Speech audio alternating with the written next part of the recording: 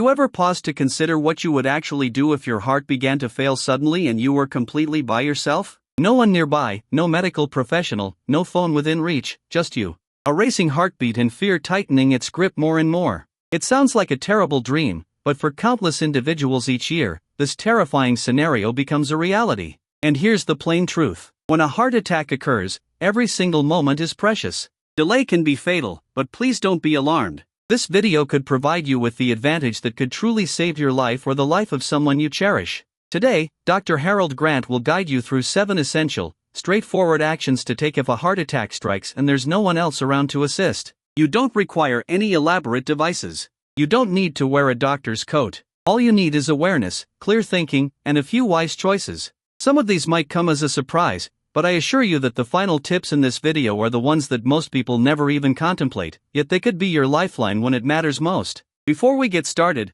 Dr. Grant is curious to know, where are you viewing this from today? Share your city or country in the comments below. Dr. Grant always enjoys seeing how far this message can travel. If you find this type of content beneficial, please tap that like button. It helps this message reach someone who might need it at a critical moment. And if you haven't yet subscribed, please go ahead and click that subscribe button and turn on notifications. Dr. Grant shares practical, life-saving health insights every week because your health deserves knowledge, not guesswork. Now, I'm Dr. Harold Grant, and this is among the most vital videos I've ever shared. Let's begin with the very first and most impactful step you must take. Step 1. Recognize the early warning signs before it's too late. The most powerful resource you possess before you even reach for your phone or aspirin is awareness. Because a heart attack doesn't always announce itself loudly. Sometimes it's a subtle whisper. Movies portray dramatic scenes of clutching the chest, gasping for air, collapsing. But in reality, a heart attack can begin quietly, mildly, even deceptively. That's precisely what makes it so dangerous. Some people experience a peculiar discomfort in the chest. Not a sharp pain, but more like a heavy weight, a gradual tightening band pressing across the chest. It might come and go, lulling you into believing it's nothing serious. But if it persists or returns, please don't disregard it. Others feel pain in unexpected locations. Down the left arm, across the shoulder, up into the jaw, or even between the shoulder blades, as if someone has placed a heavy book on your back. Women and older individuals may not experience chest pain at all. Instead, they might feel pain in the upper abdomen, dizziness, nausea, or simply overwhelming fatigue. You might just feel generally unwell, not your usual self, breathless, and your intuition tells you something isn't right. Please listen to that inner voice. Let me share a story. Richard, a 74-year-old retired electrician, was enjoying his usual morning coffee when he felt a slight tightness beneath his collarbone. Nothing dramatic, just unusual. Then he noticed his hands were sweaty and his breathing was more shallow. He could have ignored it, but Richard had learned the warning signs previously. He took action, and that decision may have saved his life. The body whispers before it shouts. So here's what you should remember. If you ever experience persistent chest pressure, unexplained shortness of breath, jaw or shoulder pain, or sudden fatigue that seems out of place, stop whatever you're doing. Don't attempt to push through it. Don't assume it's just indigestion or stress. Act as if your life depends on it, because it truly does. Especially if you have risk factors such as high blood pressure, diabetes, a history of smoking, or a family history of heart problems, your awareness must be heightened. Your best defense is recognizing the storm before it arrives. If this is resonating with you thus far, please type a 1 in the comments to let Dr. Grant know you're still here and learning. It helps me understand that these life-saving details are reaching people who need them. Now that we're familiar with the warning signs, let's move on to the next life-saving action you need to take the instant you suspect something is wrong. Step 2. Call for help immediately. Don't wait. Don't hesitate once those early signs appear. Even if they're subtle, you must take immediate action. Do not delay. Do not second-guess yourself. And whatever you do, please don't try to be a hero. Your very next move should be to call emergency services. Whether it's 911 or your country's local emergency number, make that call without delay. Don't call your spouse. Don't send a message to your friend. And please, do not attempt to drive yourself to the hospital. Because here's the reality. When blood flow to your heart is blocked, every second is critical. The longer you wait, the more heart muscle dies. And some of that damage can never be repaired. Calling an ambulance is not just about getting transportation to the hospital. It's about bringing medical support directly to you, right where you are. Paramedics don't simply arrive and transport you. They arrive with oxygen, life-saving medications,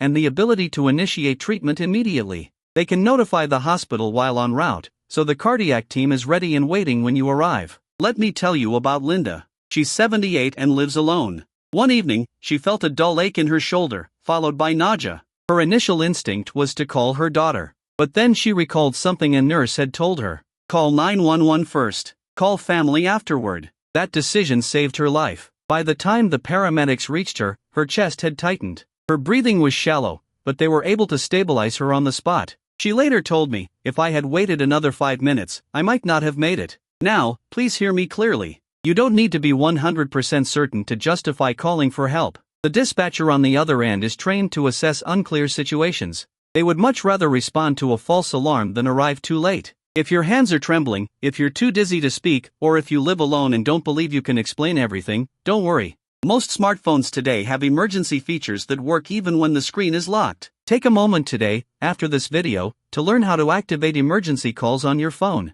It could save your life. Also, post a written emergency contact list somewhere paramedics can easily find it. Your refrigerator, your front door, your nightstand. List your medications, allergies, and conditions such as diabetes, heart disease, or hypertension. Preparation like this is not fear. It's wisdom. So, please hear me. Calling for help is not weakness. It's courage. It's choosing life over fear. And it just might be the moment that makes everything else possible. Still with me? If you're following this and feeling more empowered, please type a 2 in the comments. You're not just listening, you're preparing. And that preparation could save your life or someone you cherish. Now, let's move on to the next critical step, the one that buys you time before help arrives, the Aspirin Protocol, and how chewing one tablet could reduce damage to your heart. Step 3, chew an aspirin. It could save your heart muscle. Now that help is on the way, your next most powerful action is surprisingly simple. Chew a plain aspirin tablet. Yes, chew, not swallow. And here's why that matters. Most heart attacks are caused by a clot blocking blood flow to your heart. Aspirin doesn't dissolve the clot, but it can slow it down. It prevents platelets in your blood from sticking together and making the clot worse. But here's the key. Chewing gets the aspirin into your bloodstream faster than swallowing. It bypasses the digestive delay, and that means faster relief for your struggling heart. Ideally, you want one regular strength, 325 milligrams, non-coated aspirin, not enteric-coated, not time-release, and definitely not a combination pill like Excedrin. If you're unsure what kind you have, take it anyway. Even a coated aspirin is better than nothing in an emergency. Let me introduce you to Joe, a 72-year-old retired teacher. He felt chest pressure radiating to his jaw one morning. Instead of ignoring it, he remembered advice from a heart health class. Call 911. Chew an aspirin. Sit still. He reached for the aspirin he'd kept in his kitchen drawer for years, chewed it slowly, and sat down. His cardiologist later told him that one move likely reduced the damage to your heart. You acted fast, and your heart had a fighting chance. Now, I want you to think about this. Do you have aspirin in a place you can reach within 10 seconds? If not, please, after this video, store it somewhere accessible. Your nightstand, your wallet, your glove compartment, even your bathroom cabinet. And if you take regular medication, ask your doctor if aspirin is safe for you in an emergency. Some people with ulcers or blood clotting disorders may be told to avoid it. But for most adults, one tablet during the onset of a heart attack is one of the most powerful tools you can use alone. Also, tell your loved ones where you keep your aspirin. Let them know that if you ever feel tightness, shortness of breath, or pressure, you chew first, then wait. This isn't a health hack. It's emergency medicine in your own hands. If this tip just gave you something new and potentially life-saving, please type a 3 in the comments. Let's keep this knowledge circulating. You never know who might read your comment and remember it when it counts. Next up is one of the most overlooked actions after calling for help and taking aspirin. Stopping all movement and protecting your heart with stillness. Step 4, stop moving. Protect your heart by staying still. You've recognized the signs. You've called for help. You've chewed the aspirin. Now you need to do something that goes against human instinct. Stop everything. Do not move unless absolutely necessary. Why is this so important? Because during a heart attack, your heart is already under immense stress. Even minor movement, walking across the room, unlocking the door, pacing in panic, can increase your oxygen demand and worsen the damage. Instead, you want to reduce your heart's workload to the bare minimum. Here's how. Sit upright with your back supported and feet flat on the floor. If you can't sit, lie down gently, but not flat on your back. Rest on your left side with your head slightly elevated using a pillow or rolled up towel. Do not cross your legs, hunch over, or twist. These positions restrict blood flow. Keep your arms relaxed at your sides or resting on your lap. Tension in the arms or shoulders can affect circulation and strain the chest. Let me tell you about Alice, an 81-year-old grandmother from Michigan. One morning while making breakfast, she felt a sharp pressure behind her sternum. Sweat beaded on her forehead, and a wave of dizziness hit. Her first instinct: finish cooking, wipe the counters, get dressed. But she stopped herself. She remembered what her doctor once told her. If you feel heart symptoms, do not finish what you're doing. Sit, breathe, wait. That stillness could save your life. She dropped everything and sat in her favorite recliner with a pillow behind her back. That stillness, combined with calling 911 and chewing an aspirin, likely prevented her heart from going into full arrest. So, I ask you, where would you go in your house right now if this happened to you? Do you have a safe, clutter-free place where you can sit or lie down quickly? After this video, take 60 seconds to identify 1 or 2 spots in your home that are calm, close to where you spend your time, and easy to access in a moment of panic. Because during a crisis, every extra step, every second of overexertion can tip the scale between recovery and collapse. Still with me? If this advice is giving you practical tools and real clarity, please type a 4 in the comments to show you're still learning and still preparing. Coming up next is a small but strategic action that shaves minutes off your rescue time.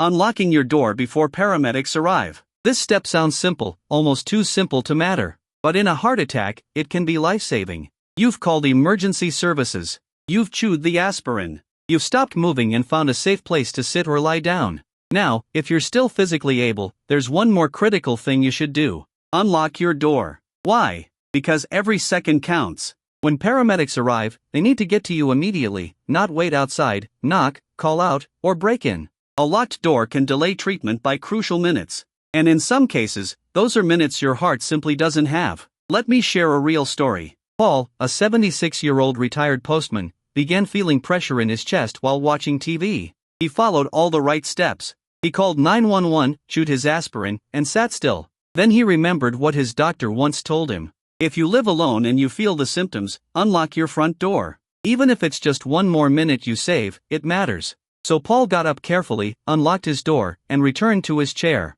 When EMTs arrived, they walked right in. No delays, no damage, no lost time.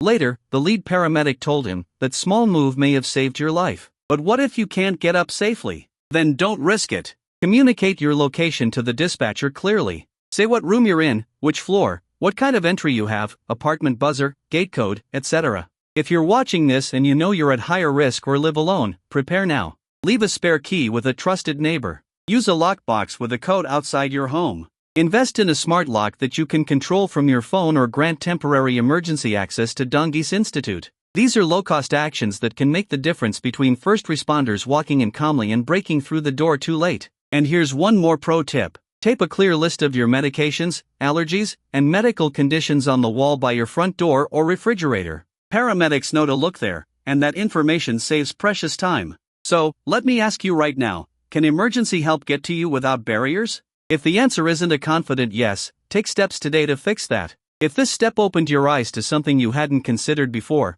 please type a 5 in the comments right now. Because the next step we're going into is the one most people skip, but it turns your smartphone into a lifeline instead of a liability. Your phone isn't just for making calls or scrolling. In a heart attack, it becomes a survival tool, but only if you know how to use it wisely in those critical moments. There are 2 features that could save your life: speakerphone and your medical ID. Let's start with speakerphone. The moment you call emergency services, put the call on speaker. Why? Because holding a phone up to your ear requires strength, arm tension, and coordination, all of which are at risk when your body is under cardiac stress. Speakerphone allows you to stay still and preserve energy. Lie down or sit comfortably. Use both hands to support yourself. Keep communicating even if you get weaker. It also allows the dispatcher to hear important background cues. How labored your breathing is. If you suddenly go silent, if you collapse or drop the phone, those subtle sounds can help them guide the paramedics before they even reach you.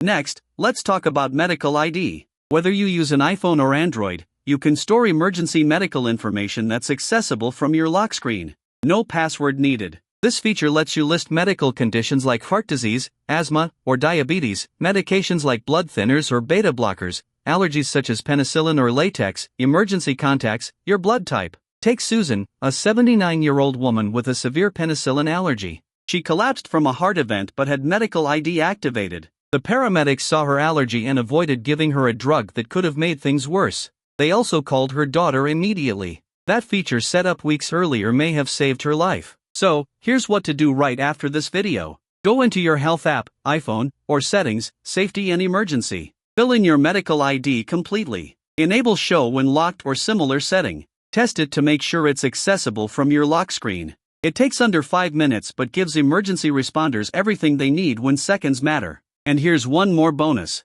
In some phones, you can even add a shortcut to call emergency services without unlocking your phone. Know how yours works. Practice it once. It's better to be ready than regret not knowing how to use it. If this step was new to you or reminded you to take action, please type a 6 in the comments right now. We've covered how to recognize the signs, call for help, chew aspirin, stay still, unlock your door, and now use your smartphone effectively. But in those final moments when fear sets in and adrenaline takes over, there's one last action that could keep you grounded. Step 7 might be the most calming and life-saving move yet. Let's finish strong. Ready? Step 7. Control your breathing even when everything feels out of control. This step may sound too simple to matter, but in the middle of a heart attack, it could be the difference between staying conscious and slipping into shock. When your chest tightens, your heartbeat races, and fear starts to overwhelm you. The body naturally triggers a fight or flight response. Adrenaline floods your system. Your blood pressure spikes. Your breathing becomes shallow and fast, and that only puts more strain on your already struggling heart. But here's the good news. You have one tool left that no one can take from you, your breath. By learning to control it, even in chaos, you activate your parasympathetic nervous system, the part of your body designed to calm you down. And calming your system helps your heart stabilize, improves oxygen flow, and keeps your mind from panicking. Here's a simple breathing technique you can use. Inhale slowly through your nose for 4 seconds. Let your belly, not your chest, rise gently. Hold that breath for 2 seconds. Just a brief pause. Exhale slowly through your mouth for 6 seconds. Let the tension go with the air. Then repeat again and again. If you're lying or sitting still, focus your mind fully on this rhythm. 4 in, 2 hold, 6 out. That's it. Even if your heart is struggling, this technique sends a signal to your body. I'm okay. I'm still here. I can handle this. Let me share Frank's story. He's 83, a retired carpenter. And one morning he felt sharp pressure in his chest followed by dizziness and nausea. Panic hit immediately. But instead of letting fear win, he sat down, placed his hands on his knees, and started breathing 4 in, 6 out, just like his doctor had taught him. By the time paramedics arrived, he was stable and alert. His cardiologist later told him that keeping his nervous system calm may have prevented full cardiac arrest. Frank said, "It was the only thing I could control in that moment, and it made all the difference." Now, don't wait for a crisis to try this. Practice this breathing daily during stress, before bed, or even while watching TV. Train your body to default to it. Because in a moment of panic, what's practiced becomes instinct. Let's recap the 7 emergency steps that could save your life if you're having a heart attack while alone. Recognize the warning signs early. Call emergency services immediately. Don't delay. Chew an aspirin, 325 mgs, uncoated. If possible, stay physically still. Reduce your heart's workload. Unlock your door so responders can get to you quickly. Use your smartphone, speakerphone, and medical ID can do more than you think. Control your breathing. Slow, calm, focused. Now, I want to hear from you. Which step surprised you the most? Was it the power of breathing, the medical ID, or recognizing the early symptoms? Please share your answer in the comments. You might help someone else prepare just by sharing. And if this video helped you, please give it a like. Share it with someone you care about. And don't forget to subscribe for more life-saving health tips. Because here, we believe that knowledge isn't just power, it's protection. Stay alert, stay prepared, and most of all, stay alive. Dr. Harold Grant will see you in the next one.